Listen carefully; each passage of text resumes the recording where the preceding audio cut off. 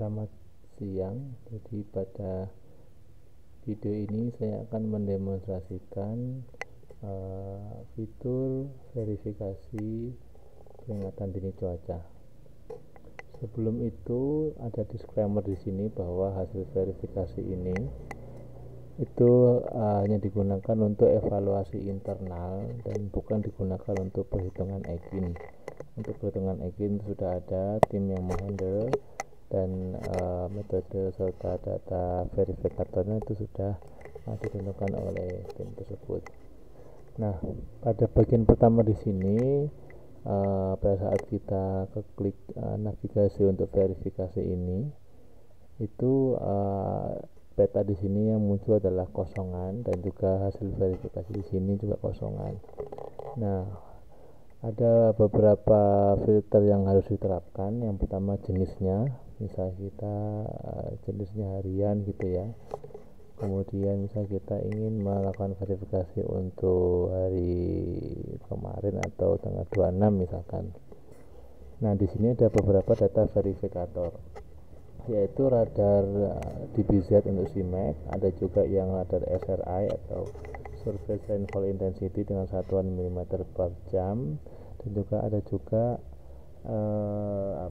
hasil merging radar dan satelit, di mana data-data yang tidak tercover oleh radar itu nanti di cover oleh data satelit yang dikonversi kepada DBZ, dan juga ada hasil merging radar satelit untuk estimasi curah hujan dengan satuan mm per jam. Nah, jadi saya milih radar DBZ, kemudian di sini ada beberapa threshold. Threshold di sini maksudnya gini, apabila pembuatan peringatan dini itu kan berdasarkan kecamatan ya. Nah, misalkan kita pasang threshold 20 DBZ, berarti pada saat suatu kecamatan itu terdapat nilai reflektivitas 20 DBZ, maka di situ dianggap hujan. Tapi kalau kita pasang nilai 30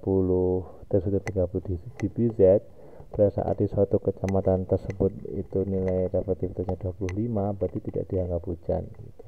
Nanti dibandingkan hujan atau tidaknya dengan peringatan dini yang dibuat seperti itu. Nah, yang diverifikasi di sini adalah hanya yang area terjadi. Area meluas di sini tidak verifikasi.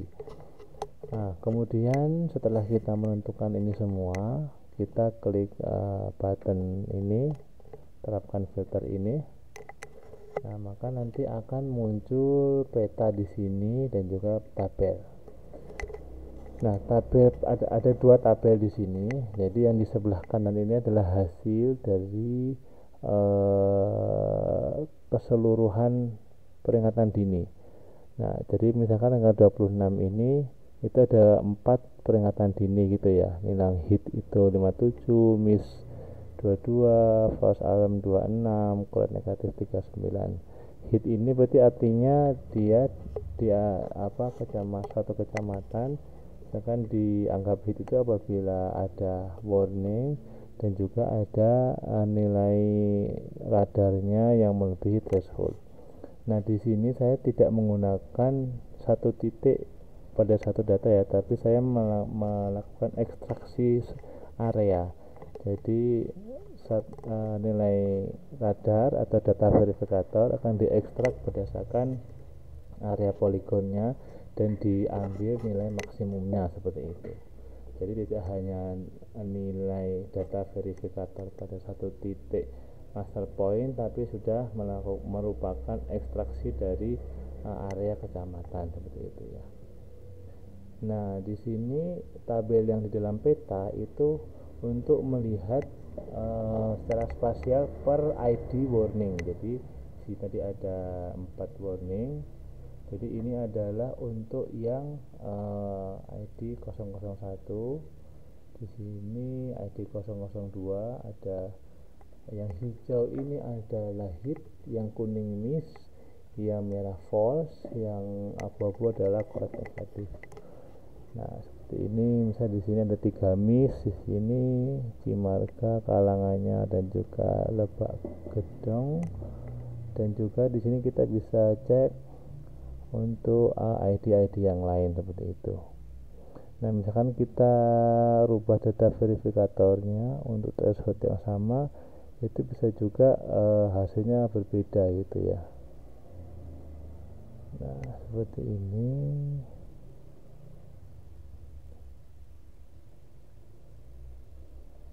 Oke. Nah, pada saat kita pilih yang filter bulanan, misal bulan Mei, saya radar aja 30 dBz. Nah, di sini tentunya akan banyak sekali ya warningnya. Tetapi pada saat dipilih bulanan, maka akan muncul akurasi harian. Nah, di sini akurasi harian itu data verifikasinya baru kita jalankan sejak tanggal 22 Mei. Jadi sebelum itu belum dijalankan fitur ini gitu ya. Jadi akurasi harian di sini baru ada sejak tanggal 22 Mei sampai H-1 hari kemarin. Jadi ini dijalankan setiap jam 10 pagi untuk mengevaluasi satu hari sebelumnya seperti itu. Nah, sedangkan tabel yang di atas ini adalah verifikasi secara hasil verifikasi keseluruhan berdasarkan filter yang diterapkan gitu ya. Yang di sini itu untuk menampilkan spasialnya per ID warning seperti itu. Nah, oke, saya pakai yang ada satelit untuk thresholdnya 5 mm per jam, 0,91 itu 92. Misalkan simak tadi 20 dBz ya 0,82, tapi untuk threshold 30 dBz 0,92. Nah, itu adalah fitur verifikasinya ya. Dan sekali lagi bahwa ini hanya digunakan untuk evaluasi internal gitu, bukan digunakan untuk perhitungan EKIN. Ini bisa silakan teman-teman bisa dicoba, dilihat, dievaluasi pada nanti misalkan sudah banyak data verifikatornya, bisa dievaluasi bulan-bulan apa saja yang verifikasinya akurasinya tinggi, bulan apa saja yang akurasinya rendah, bahkan dilihat per ID warning seperti itu. Sekian, terima kasih, semoga bermanfaat.